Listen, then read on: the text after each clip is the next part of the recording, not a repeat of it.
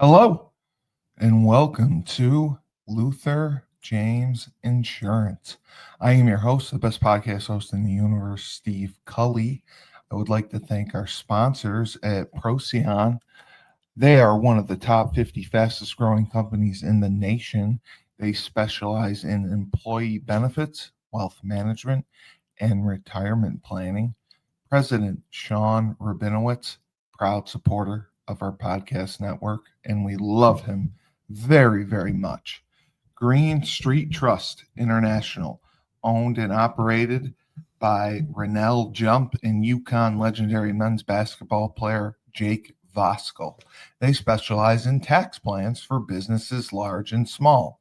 They will save you money or get you a big fat return on your taxes.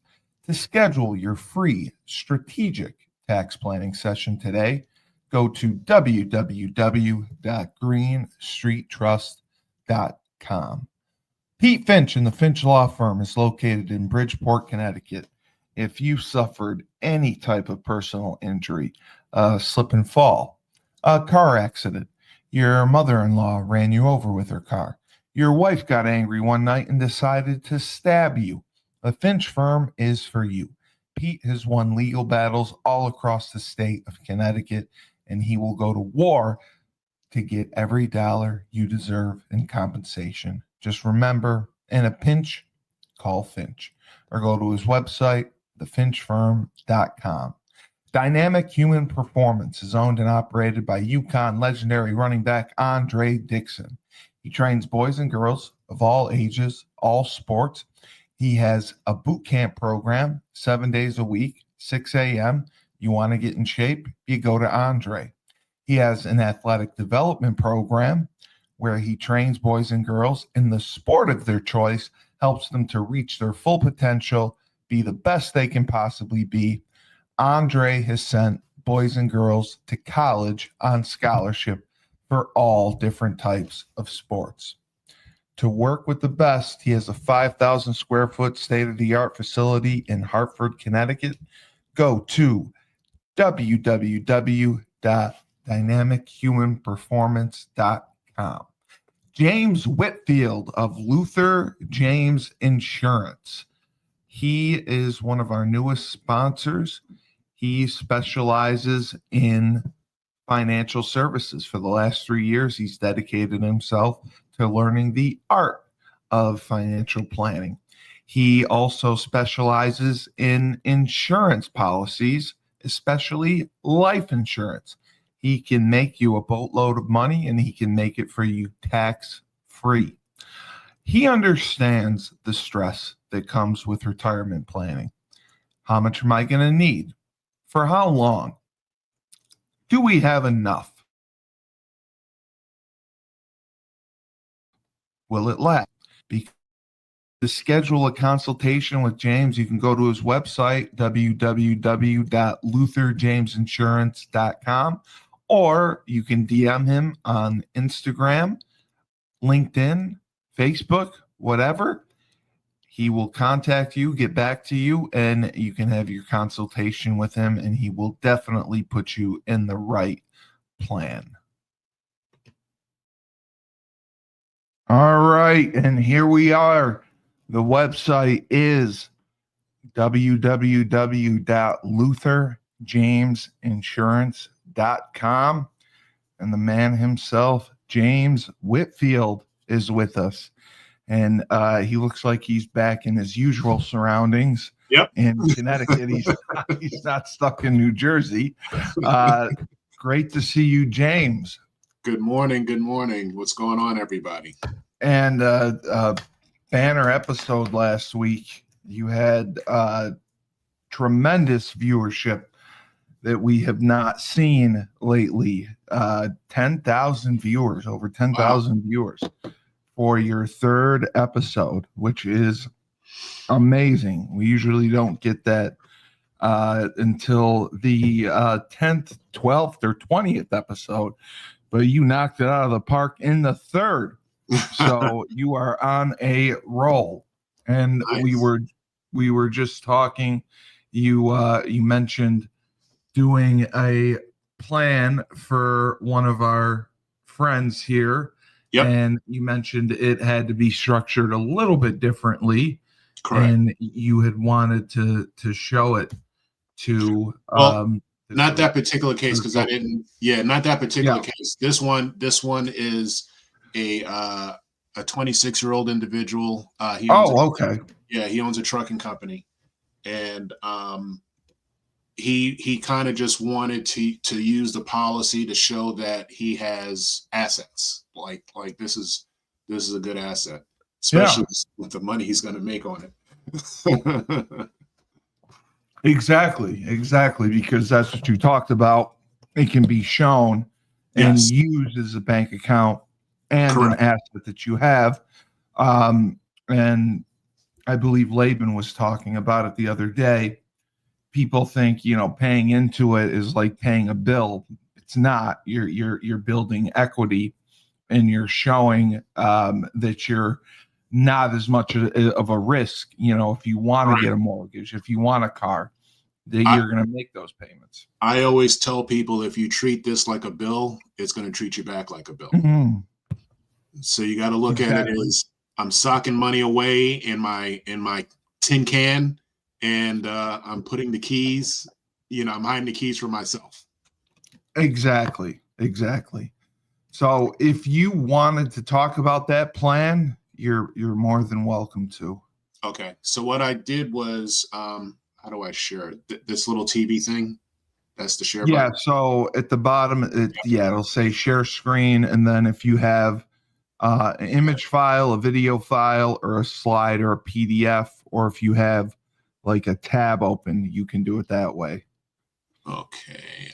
Select tabs. Oh, It should come up right on your desktop, and then you pick it from there. all right. So it's asking me to. Oh, let me do window. That's what it is. Okay. Here we go. Here we go. Got it.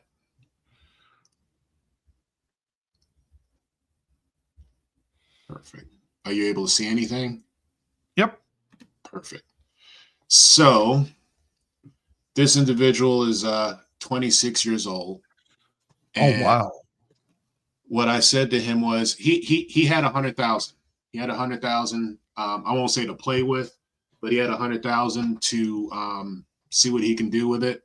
So what I did was I took 100,000. I mean, I took 50,000 out of the 100. Okay, and you really don't make money in your first year anyway. Sure. But his death benefit is 4.7 million. Let's just round it off and say 4.8. That's his death benefit. Wow.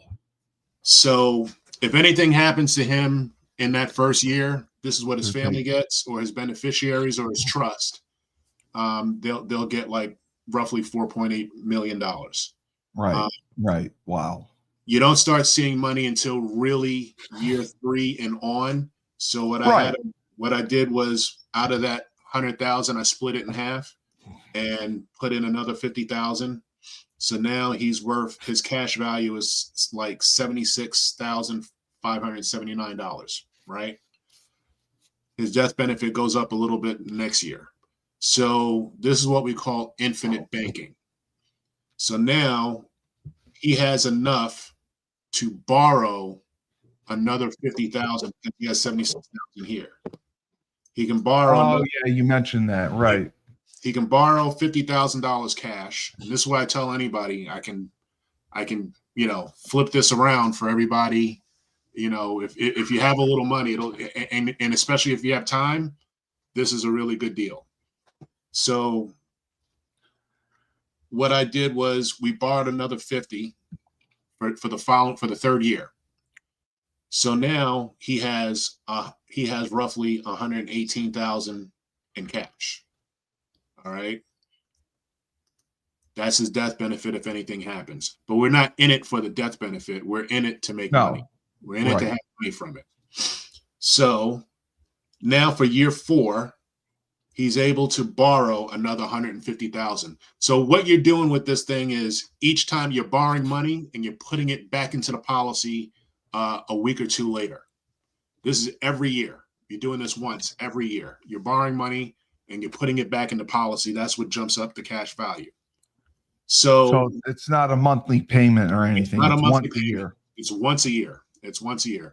This is where we have a 20 plus year relationship doing this, because in his case, he's doing it for 20 years and he doesn't have to touch anything after that. Like he's set in 20 years. This is why it's better to do it while you're young. Exactly.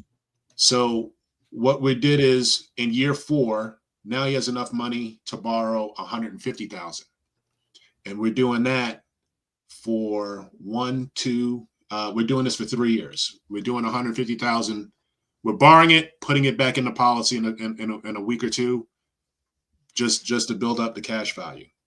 Now, year 7, he's able to do 250,000. So we're going to do the same process for the next 1, 2, 3, 4, 5, 6, 7, 8, 9, 10, 11, 12, 13 years.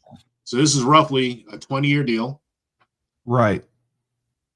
He's now 45 years old. Yeah. Barely. Yeah. $6.6 million in cash, all tax-free. All tax-free. All tax-free. His death benefit, if something happens to him, is $14,232,000. That's incredible. And because he's 45, it's still going.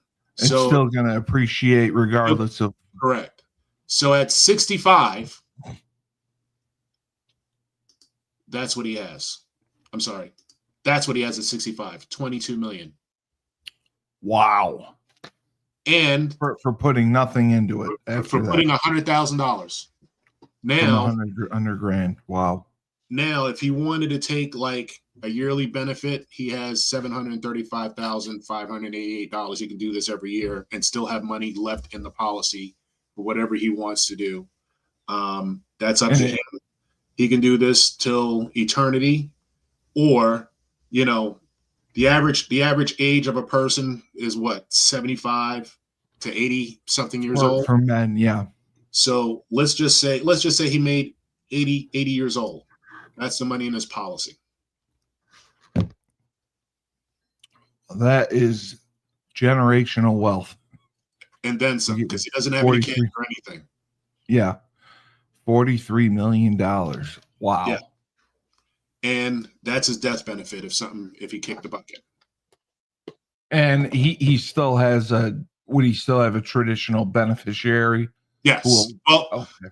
I suggest with this, you put this in a trust, because then it has to keep paying the trust. Yes, exactly. So if he puts it in a trust, you're saying that it still pays the trust itself? Yep. Oh, wow. Okay. I did not know that either. Yep. So it can still appreciate value by being in a trust, by being in an estate. Correct. I mean, listen, at 80 years old, if he kicks the bucket, he's got $30 million. Yeah. Yeah. So you can keep that going. Yeah. And you said, well, once it pays out the death benefit, that's it. But generally, right. Yeah. Right. Okay.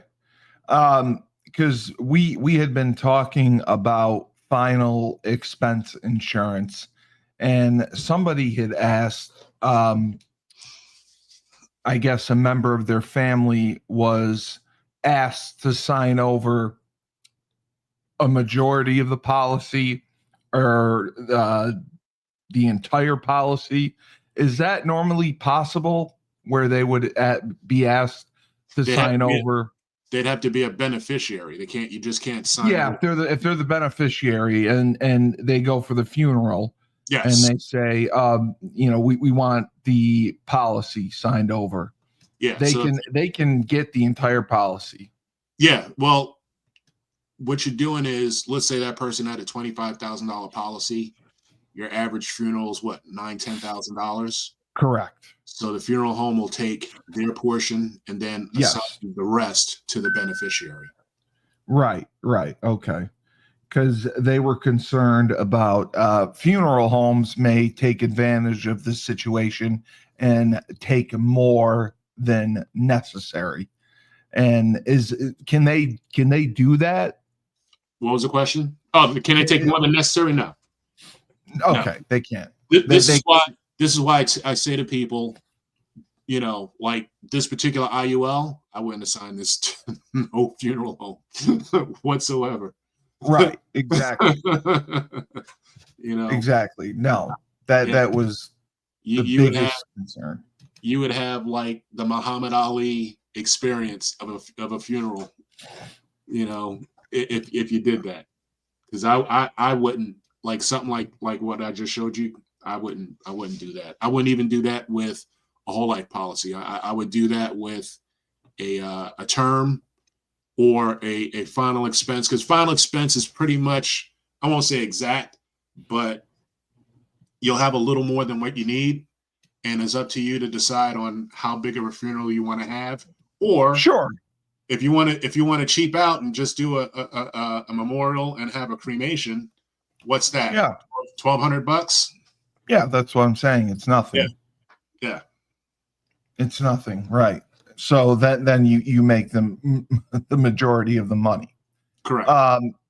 And what are the policies where you have typical monthly payments instead of putting down lump sums like this? You can do that with any policy, in all honesty. You don't have you to. You can. Okay. Yeah. But you don't recommend that. If you can. No, actually, I do. Actually, okay. It saves me on the chargebacks. Right. So you're not right. I got that. And honestly, especially with final expense, most of them are so cheap. Like you have people who'll do a final expense policy at $30-$40 a month. Wow. Yeah, because they're doing like a low death benefit. They're doing like between 5,000 and 7,000. You know, they're doing a low death benefit. So, you know, I always say if you're going to do something that small, pay it off for the year if you can. Right.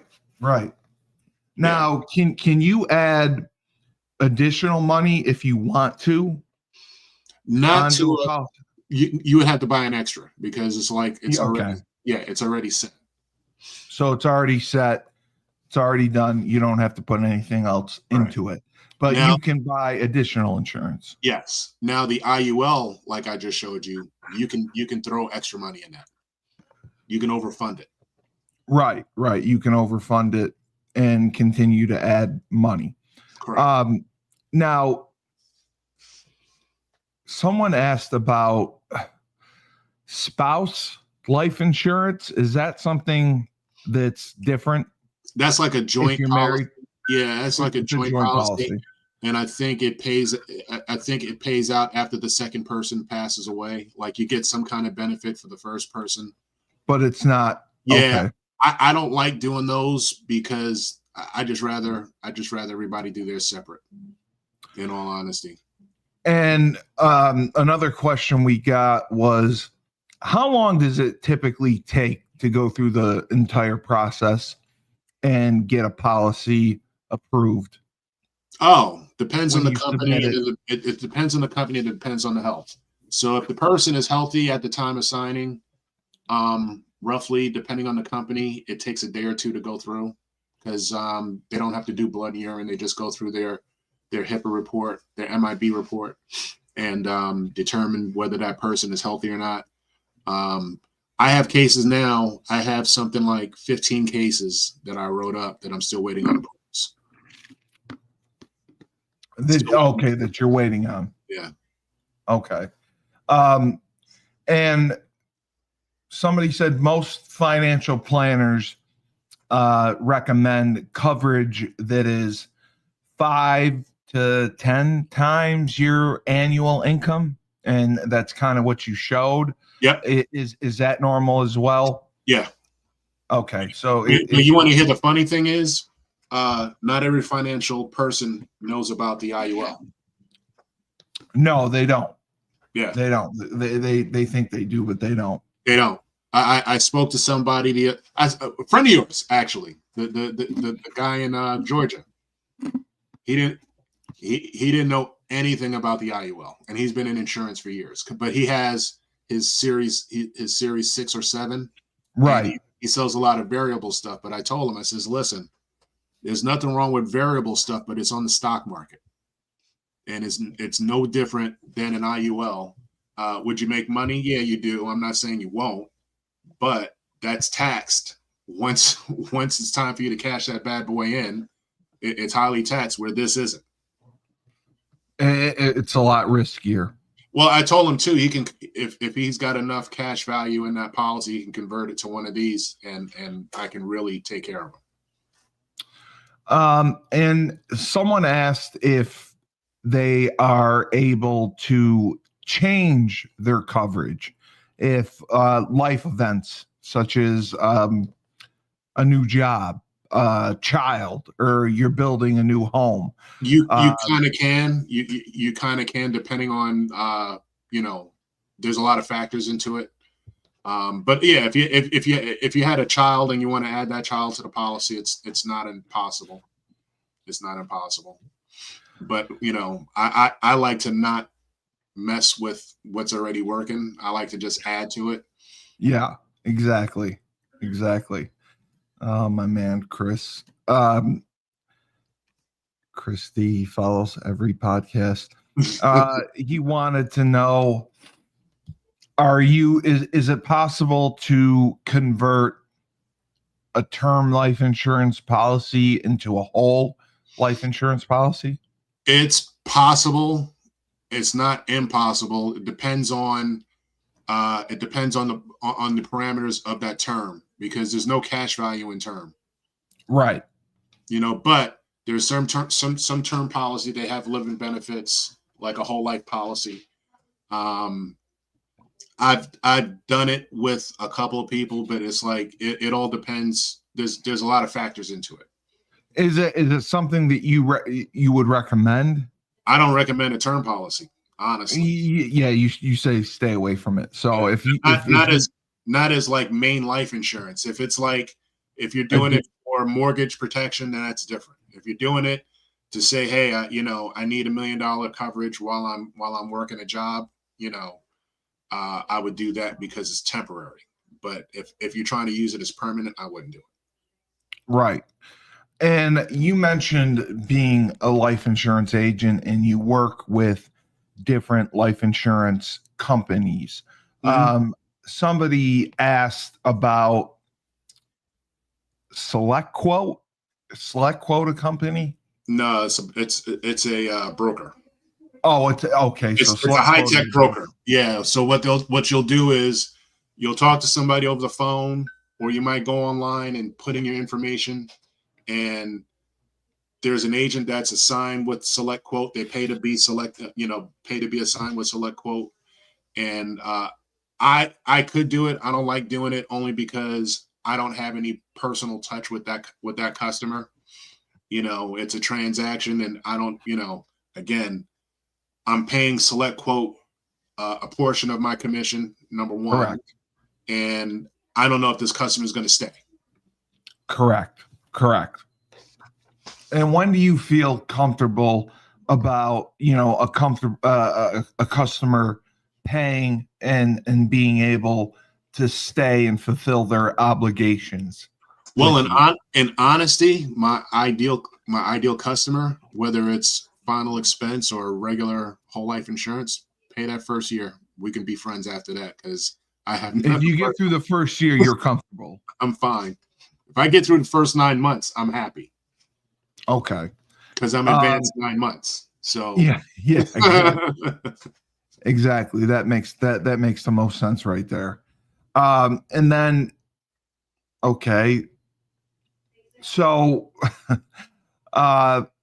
Fidelity Life, have you had experience with them, and have you worked with them before? Or Fidelity is more like one of the companies that do like 401ks and stuff, correct? That's yeah. Okay. Yeah. So, I mean, I think there's a Fidelity life insurance company, but generally like 401ks are with a company named Fidelity also. So they're pretty good for a policy like what I just showed you guys. Right. Because then I'm able to safely withdraw your money into a policy and use it every year. Like if you had an account like that, that would be great. That would be great to use. So, Oh, Christy. Okay. what's up, So Christy? he watches everything. He just wanted to know typically what are the, I mean, it's probably a work product, but what companies do you typically like to work with? Anybody who's paying. anyone who's paying, but like specifically, does it depend on the person who is asking for the policy, what company that you'll work with and what company that you'll go to? It's a balance. It's a balance of a lot of things. It's health factor. So the healthier the person is, less questions I have to ask, because I always tell people, tell me the truth from the jump. Don't hide anything, because I'm going to find out regardless. I'm going to find out anyway. Right. And I would hate to find out from an insurance company when I could have avoided the situation. So if you say to me, I'm healthy, but I have diabetes, or I have, in the past, I've had this or I've had that, then I can kind of figure out what company I can go to that may or may not ask certain questions. Are there certain factors that will eliminate you from being able to get a life insurance policy, or you're going to get a lower policy based on certain health problems? Correct. So if you have diabetes and your A1C is in double digits, like nine might be just passing, but if you have it like between 2 and 5, you're fine. If you have diabetes and your A1C, you're taking your medication and everything, your A1C is low, you'll pass. But if your A1C is high, it's not going to work. I had a friend of mine, same thing. He wanted an IUL, and he kind of knew going in, but I guess he was hoping for a different result because I'm his friend. And of course, and he hid the fact that his A1C was double digits because he doesn't take his medication. Yeah, and he's in New York. Yeah. Double digits is not good. Yeah. No. And there's no one that'll cover that. No. You're qualified for final expense. Now, if you have a lot of money, so let's say you had in your retirement, you had like 100,000, 200, 300,000 sitting in your retirement, I can put that into an annuity for you. Let it roll for like 5 to 7 years, because annuity companies don't do health. They don't take, so if you have a chunk of money, I can still flip it for you, at like maybe 7-8% or whatever it is. I can put into it a fixed index annuity. That's still safe. The only thing is you're paying taxes when it matures. So you can work around certain health issues. Yeah. If you have cash, if you have a good chunk of cash, even if you had, I wouldn't recommend it because it's not worth it. But even if you had like 10, 15,000 or 20,000, you kind of want to flip it, and yet you don't know how, I put into an annuity for you, depending on how old you are. Right. And you had mentioned, obviously, income and being worth it for you to do a policy. If a person doesn't have $50,000 to $100,000 to spend on life insurance, if they have $20,000 or $30,000, I can make it work. It's going to take a little longer, but I can make it work. But is it worth it for you to do? If we're going to do a yearly premium, then it's worth it. Okay. Yeah, I don't want to do $100 a month, $200 a month. It's not worth it. No disrespect to anybody who's not in that situation, but right. I've had my experiences with, I tried to work with people and help them out, and some of them still paying late, or not paying at all. Like, I don't want to keep calling people to pay their bills. Well, yeah, that's not your job. No. That's a pain in the ass to have to do that. Yep. All right, Chris. Do these companies care about any prescription medications that Yes. you're on? Yes. So they do look at your prescriptions. That will affect. Especially if you're on antidepressants, you're not. Really? You're not going to get insured. You're telling me if you're on like Zoloft, if you're on any antidepressant, they won't insure you at all. You can get guaranteed insurance, guaranteed issue insurance, but it's more expensive, and it takes So in your first 2 years, if something happens in your first 2 years, you're not covered. The money you're paying into it, because insurance companies, they want to avoid risk, even though they're in the risk business. Exactly. So antidepressants, I get that. Yeah, like I had somebody who, same thing. I said, tell me if you have any kind of prescriptions.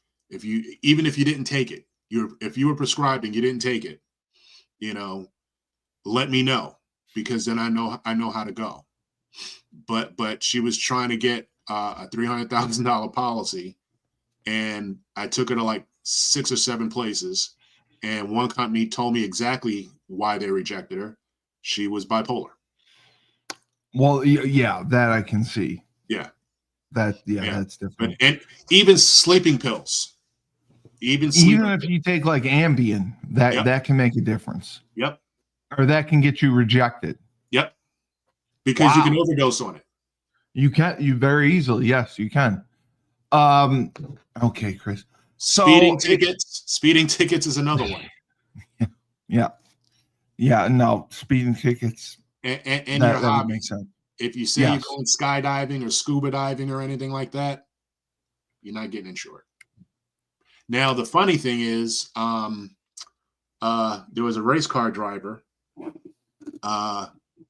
He was insurable because he had the money, but they put something extra on his insurance premiums because he's a NASCAR driver. Oh, okay. Kyle Busch, I think it was. Yeah, Kyle Busch. Yeah. Okay. And then he dealt with an agent who really took him through the ringer, and wrote himself a nice commission off of Kyle's back. Yeah. So if you're prescribed Zoloft and say that you haven't taken it in 5 years and it's not prescribed to you anymore, that still have an effect? On your record? Yeah, I think there's a period of time that they look at it, but it's on your record. So okay, you're not insurable in the standard fact. I can take it to a guaranteed issue company that will insure you, but the first 2 years of your, like, whatever you're paying, if something happens to you within the first 2 years, the death benefit does not go to your beneficiaries. Whatever money you've put in that policy, you'll make an additional 10% interest. So, yeah. So wow. if you put in, let's say you put in $1,200, like your policy was $100 a month. That's $1,200 a year. If something happens to you in that first year, you're getting that $1,200 back plus interest. That's it. Right. That's so it. There is a period make 2 years, because I had to do this with my father. You make the 2 years, you get your death benefit. We took out a policy after my mom died. We put a policy on my father. My father was a heavy smoker, so he had all kind of little issues. So we put him on guaranteed issue, and luckily he made it past the 2 years. But every year, like every day since my mom passed, he was crying himself into depression. Right. You know what I mean? And all I'm thinking in the back of my head, outside of his well-being, was, I want to pay for a funeral, because we did it with my mother. Yeah. And this before I was an insurance agent. Oh, so you physically paid out of pocket for my mom. Yeah. for the funeral. Yep. Oh, so okay, so I see the difference. Yep. And was it a situation where you were considering putting your father on antidepressants or no? No. No. No. Mm-mm. Okay. Mm-mm. Mm-mm. But I mean, if you do go a certain period of time without taking them, yeah. then it will make a difference. Oh yeah. Yeah. Okay. Yeah. But I mean, the thing is, my father was of sound mind. It wasn't like he needed antidepressants. It was more like, you know, he was just antisocial. He didn't have friends. Yeah, you're alone. Yeah, that's it. Like he didn't Yeah. want to date. You know, my mom passed. I think He didn't want was, to move on with his life. yeah, he was like 72, 73, somewhere around there. Yeah. So, Yeah. at the time. Yeah. Yeah. Yeah. So my mother was like his life. That was it. Yeah, of course. I'm sure they were married 50 years, and 50 years. That's a huge life change. Yeah. So we were talking about this before. All right, Chris. All right, marijuana is legal now. Yes. If you smoke marijuana, is that going to affect? Depends on the company. Okay.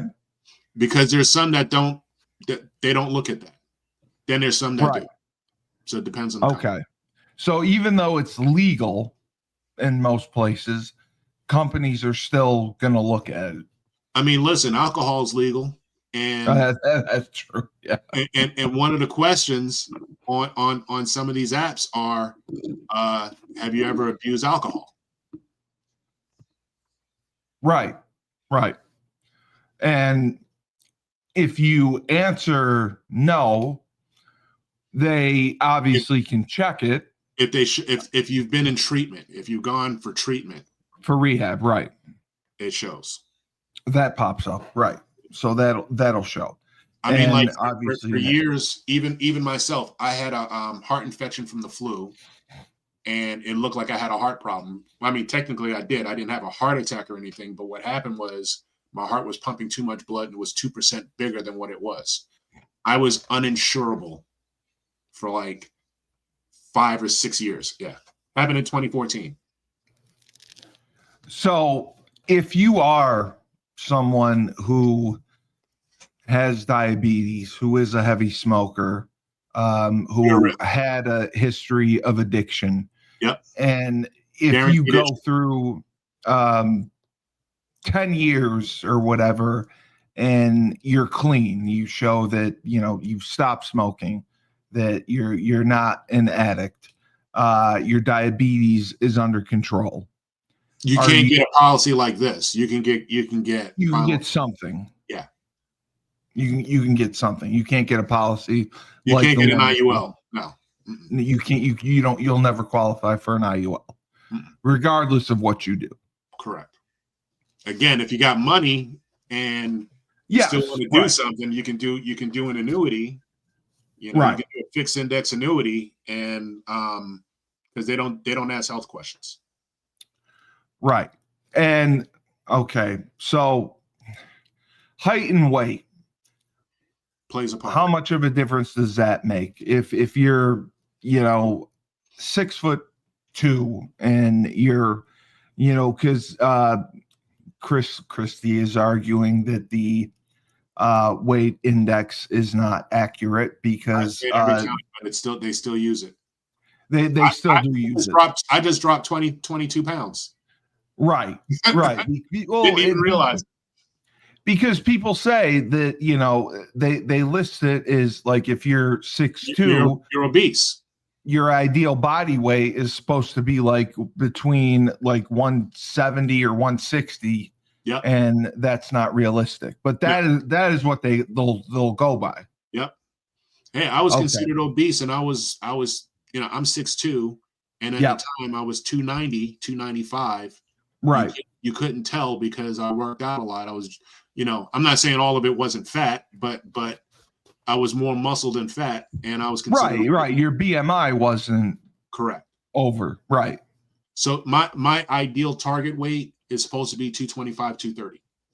Yes, that's what's crazy. Because I'm 6'5", and my ideal target weight is like 210, Yep. 215.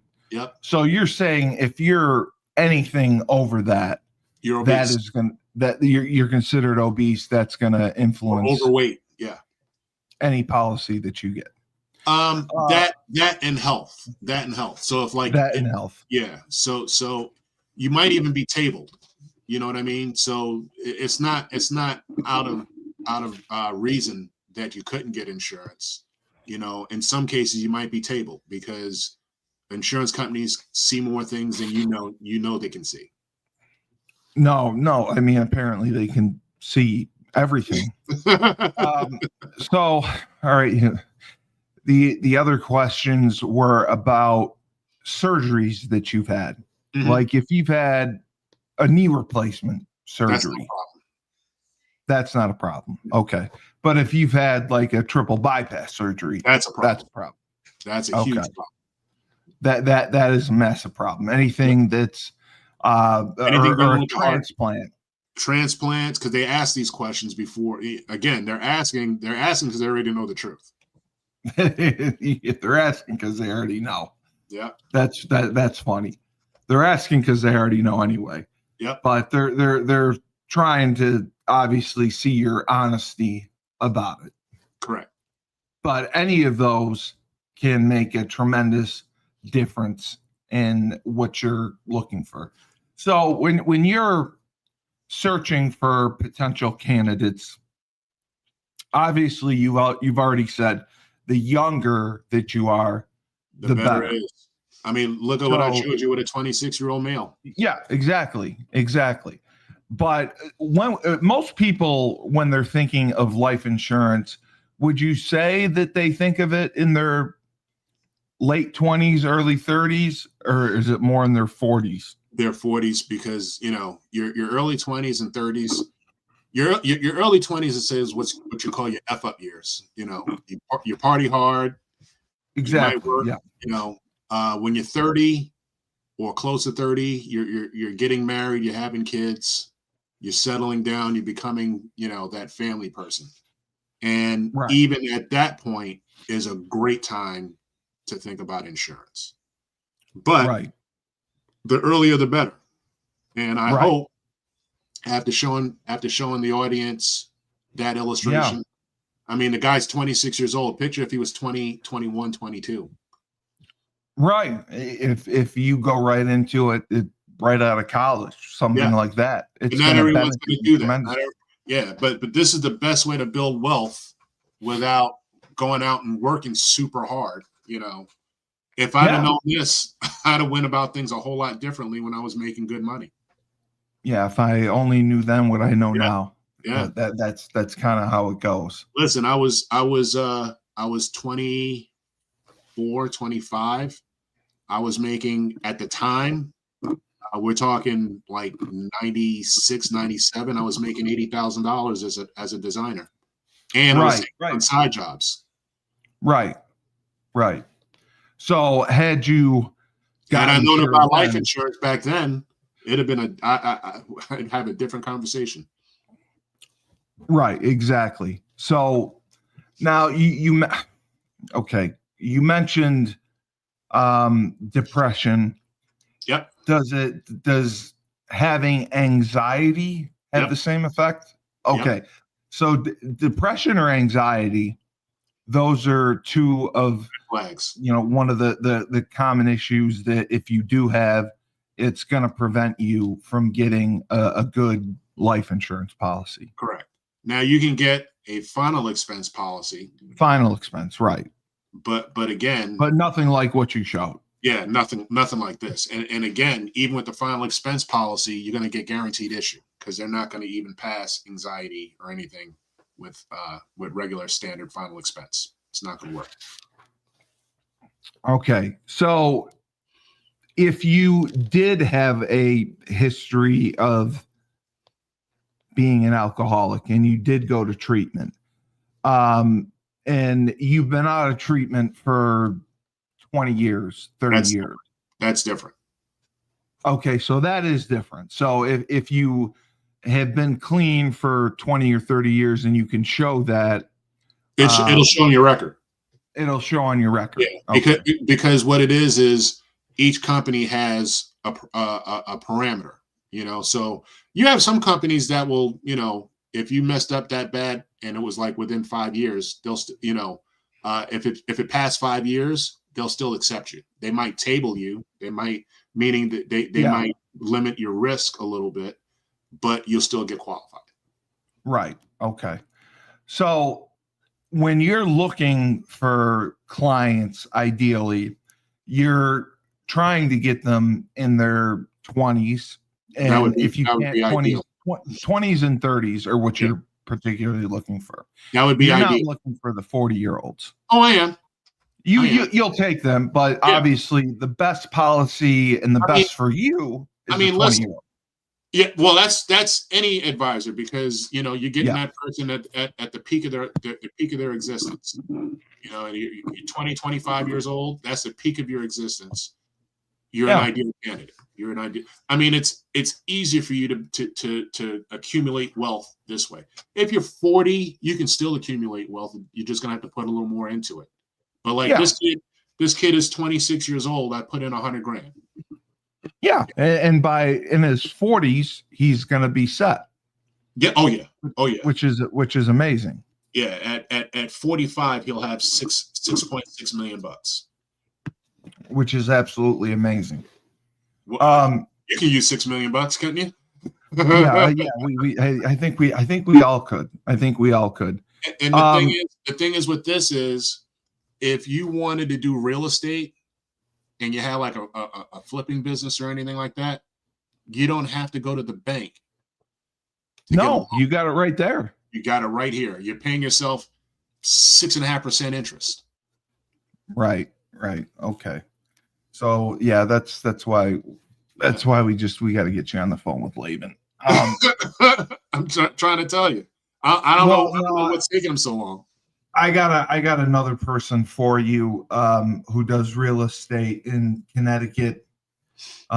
He's one of the biggest real estate agents in Connecticut. He was actually real estate agent of the year in Connecticut. Mm-hmm. And then I have one in Florida as well, both former teammates who are into real estate. So I can pass those along to you. They would be ideal candidates, healthy families. And they have quite a bit of wealth, so that would be perfect for you. If they're wealthy, like if they have a minimum of $2 million net worth and they make $200,000, $300,000 a year, the one in Connecticut does, yes. Yeah, I can finance his retirement. Okay. I can do it with a loan, and he'll have an 8-figure income. Okay, so I'll definitely reach out to him. Yeah. So those are your ideal clients. Those are who you're looking for, and we will definitely put you in touch with them. And then I can't remember if I gave you the number to my friend in Connecticut or not.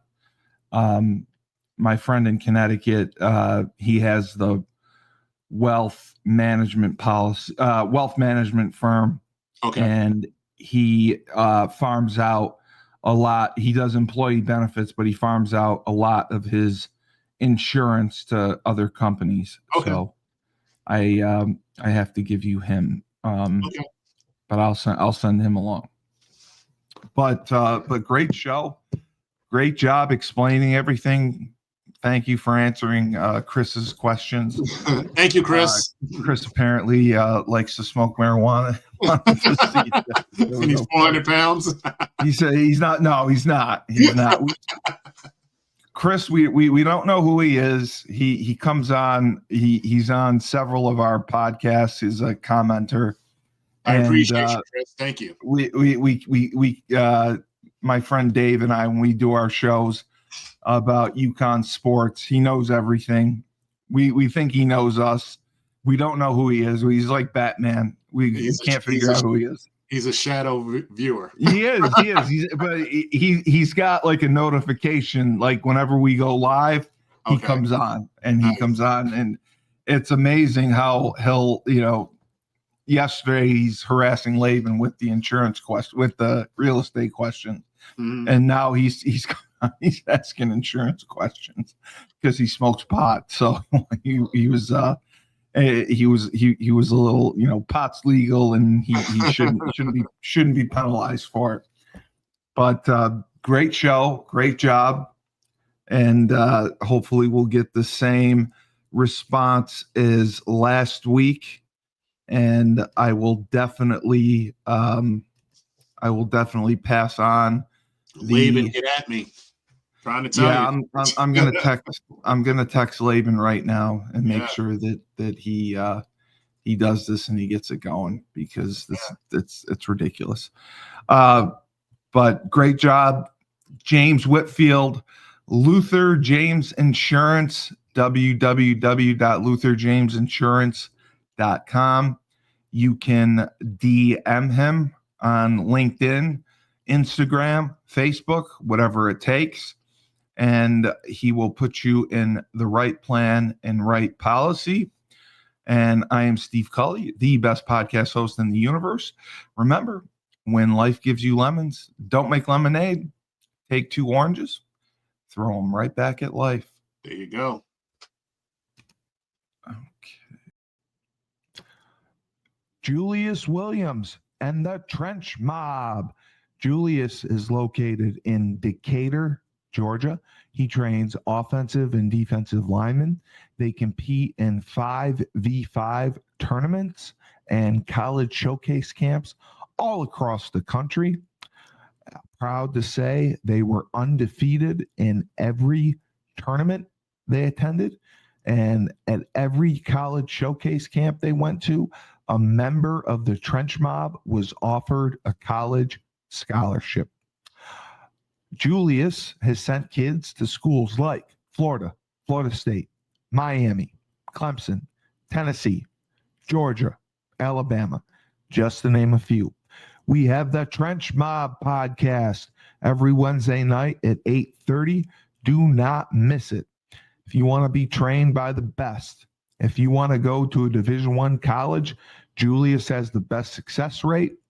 90% of his kids get scholarships.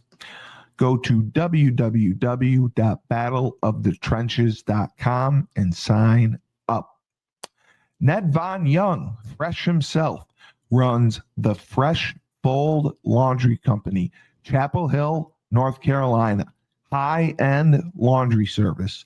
You put your laundry in a clear bag, you book online, they come, pick up your laundry, wash, dry, fold it at lightning speed records. They'll have it back to you within 48 hours. You can also schedule a weekly subscription service or bi-weekly, and they now offer a pickup and delivery service, so you never have to leave your house. They have deals for college students as well. So if you're in the area and you're in college, wash your laundry. Go to his website. It's my-freshfold.com. Finally, we have